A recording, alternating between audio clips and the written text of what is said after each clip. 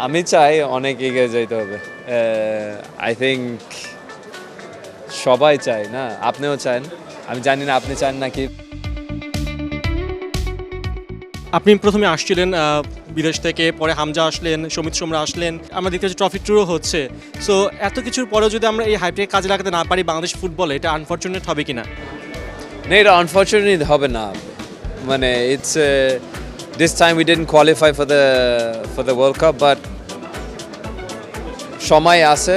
So I think ফিউচারে মানে ভালো চান্স আছে, কারণ টিম আরও স্ট্রঙ্গার হইতেছে। সো আই থিঙ্ক ইনশাল্লাহ ফিউচারে একটা ভালো চান্স আছে। আপনার কি মনে হয় যে আমরা কবে নাগাদ এই ওয়ার্ল্ড কাপ খেলতে পারবো? না, অবশ্যই সবাই একটা স্বপ্ন আছে, আমারও স্বপ্ন আছে। আই থিঙ্ক প্রত্যেক ছেলে যারা ফুটবল খেলে ওরা একটা স্বপ্ন আছে, যারা একদিন ওরা ওয়ার্ল্ড কাপ খেলতে চায়।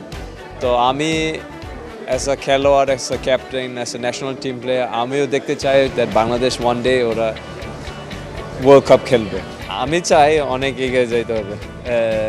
আই থিঙ্ক সবাই চায় না, আপনিও চান, আমি জানি না আপনি চান নাকি, বাট ম্যাক্সিমামটা চাই বাংলাদেশ ফুটবল অনেক এগিয়ে যাবে। মোরসালিন, আপনি তো একের পর এক গোল করছেন। সো এখন বিশ্বকাপ ট্রফিটা যেটা নিয়ে আসলে সবারই আলটিমেট ড্রিম থাকে, সেটা আপনি দেখলেন এবার, আলাদা কোনো বাড়তি ইন্সপিরেশন কাজ করছে কিনা ফর দ্য বেটারমেন্ট?